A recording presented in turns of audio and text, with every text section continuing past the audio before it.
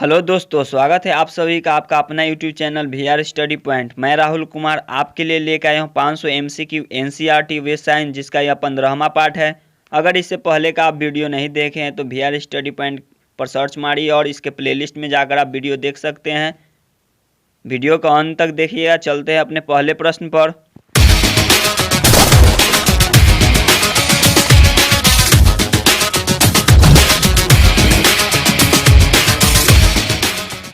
हमारा पहला प्रश्न है, मानव में कुल कितनी हड्डियां होती है? ऑप्शन ए में है 212, ऑप्शन बी में है 206, ऑप्शन सी में है 180 और ऑप्शन डी में है 300। तो वयस्क मानव में कुल हड्डियों की संख्या 206 होती है, यानी ऑप्शन बी सही हो जाएगा। तो चलते हैं अगले प्रश्न पर। अगला प्रश्न है हमारा, नवजात शिशुओं में हड्डियों की संख्या लगभग कितनी होती है? ऑप्शन ए में है 200, ऑप्शन बी में है 280, ऑप्शन सी में है 300 और ऑप्शन डी में है 206।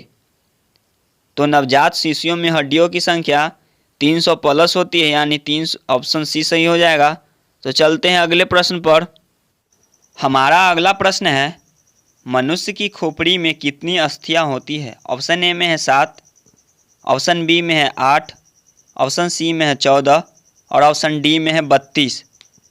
तो मनुष्य की खोपड़ियों में अस्थियों की संख्या 8 होती है, यानी ऑप्शन बी सही हो जाएगा। अगर वहीं पूछे कि पूरा मस्तिष्क में, मानव मस्तिष्क में कितनी हड्डियों की संख्या होती है, तो कुल 29 संख्या होती है, जिसमें से कपाल में 8 हो गए और फेस में 14 होते हैं और एक हायोड बोन होते हैं और 6 कान की हड्डियां होती है। तो चलते हैं अगले प्रश्न पर। अगला प्रश्न है हमारा, मनुष्य के शरीर में पसलियों के कितने जोड़े होते हैं? ऑप्शन ए में है 12, ऑप्शन बी में है 24, ऑप्शन सी में है 14 और ऑप्शन डी में है 34। तो मनुष्य के शरीर में पसलियों की कुल जोड़ों की संख्या 12 होती है, यानी कुल हड्डियों की संख्या 24 हो जाएगी और जोड़े में 12 जोड़े हो जाएंगे। तो चलते हैं अगले प्रश्न पर। अगला प्रश्न है हमारा, शरीर की सर्वाधिक मजबूत हड्डी कौन है? ऑप्शन ए में है जांघ, ऑप्शन बी में है भुजा, ऑप्शन सी में है गर्दन और ऑप्शन डी में है जबड़े।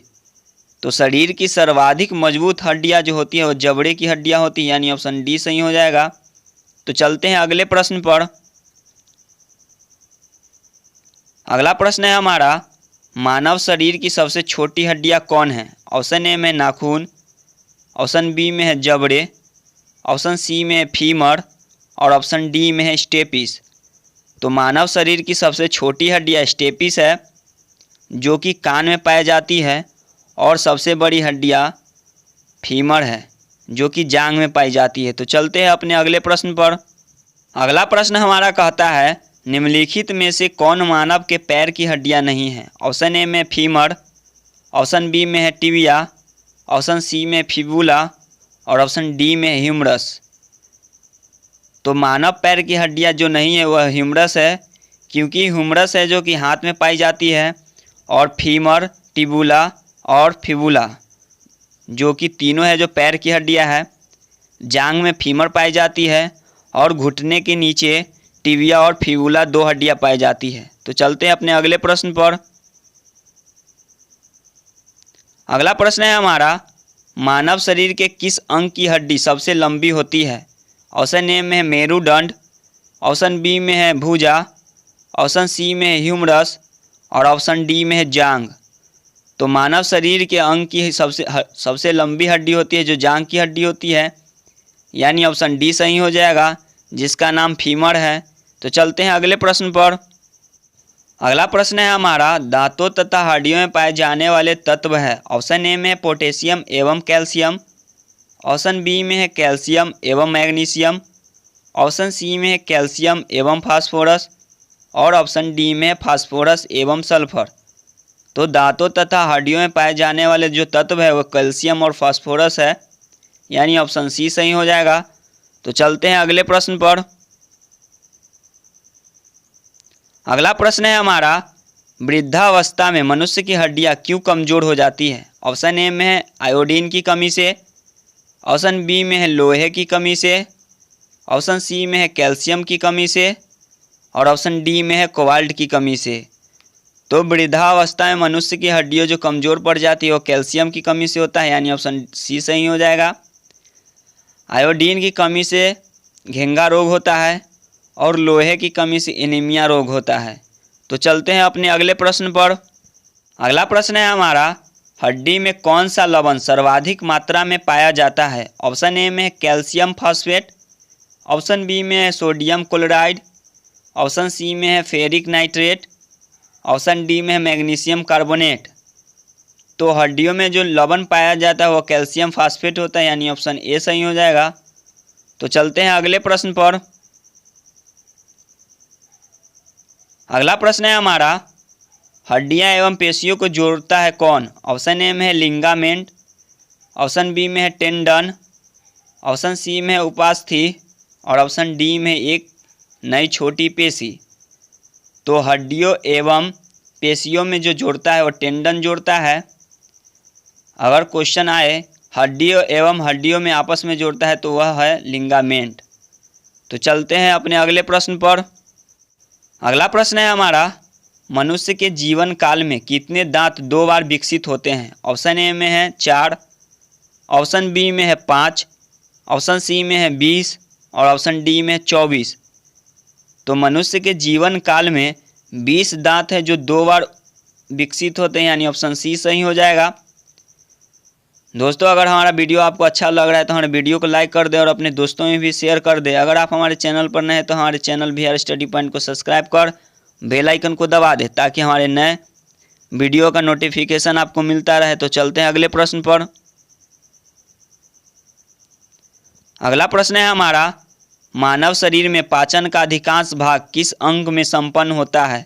ऑप्शन ए में है पैंक्रियाज जिसे अग्नाशय कहते हैं, ऑप्शन बी में है बड़ी आंत, ऑप्शन सी में है छोटी आंत, और ऑप्शन डी में है अमाशय जिसे स्टोमक कहते हैं। तो मानव शरीर में पाचन का अधिकांश भाग है जो छोटी आंत में संपन्न होता है, यानी ऑप्शन सी सही हो जाएगा। तो चलते हैं अगले प्रश्न पर। अगला प्रश्न है हमारा, मनुष्य में पाचन क्रिया कहाँ प्रारंभ होती है? ऑप्शन ए में है अमाशय, ऑप्शन बी में है मुख, ऑप्शन सी में है अग्नाशय, और ऑप्शन डी में है छोटी आंत। तो मनुष्य में पाचन क्रिया जो प्रारंभ होती है वह मुख से होती है, यानी माउथ से होती है। ऑप्शन बी सही हो जाएगा। तो चलते हैं अगले प्रश्न पर। अगला प्रश्न हमारा कहता है, मानव की पाचन नली लगभग कितने फीट लंबी होती है? ऑप्शन ए में 16 फीट, ऑप्शन बी में है 22 फीट, ऑप्शन सी में है 32 फीट, और ऑप्शन डी में है 24 फीट। तो मानव की जो पाचन नली है वो लगभग 32 फीट के बराबर होती है, यानी ऑप्शन सी सही हो जाएगा। तो चलते हैं अगले प्रश्न पर। अगला प्रश्न है, निम्नलिखित में से कौन पाचन तंत्र का हिस्सा नहीं है? ऑप्शन ए में है यकृत, ऑप्शन बी में है अग्नाशय, ऑप्शन सी में है कॉर्निया, और ऑप्शन डी में छोटी आंत।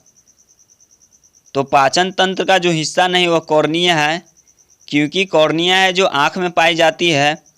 पाचन तंत्र में यकृत, अग्नाशय, छोटी आंत, बड़ी आंत, अमाशय ये सब पाचन तंत्र के भाग है। कॉर्निया जो कि आँख का भाग है। तो चलते हैं अगले प्रश्न पर। अगला प्रश्न है हमारा, लार में कौन सा एंजाइम पाया जाता है? ऑप्शन ए में है रेनिन, ऑप्शन बी में है टाइलिन, ऑप्शन सी में है टेनिन, और ऑप्शन डी में है लाइपेज। तो लार में जो पाया जाता है एंजाइम वो टाइलिन है, यानी ऑप्शन बी सही हो जाएगा। तो चलते हैं अगले प्रश्न पर। अगला प्रश्न है हमारा, लार किसके पाचन में सहायक होती है? ऑप्शन ए में प्रोटीन, ऑप्शन बी में स्टार्च, ऑप्शन सी में फाइबर, और ऑप्शन डी में है वसा। तो लार है जो स्टार्च के पाचन में सहायक होता है, यानी ऑप्शन बी सही हो जाएगा। तो चलते हैं अगले प्रश्न पर। हमारा अंतिम प्रश्न है, पेट में भोजन को पचाने के लिए निम्नलिखित में से किसकी खास आवश्यकता होती है? ऑप्शन ए में है प्रोटीन, ऑप्शन बी में है पानी, ऑप्शन सी में है एंजाइम, और ऑप्शन डी में खनिज। तो पेट में भोजन को पचाने के लिए जो खास अवयव माना जाता है वो एंजाइम है, यानी ऑप्शन सी सही हो जाएगा। तो मिलते हैं अगले वीडियो में, तब तक के लिए जय हिंद, जय भारत।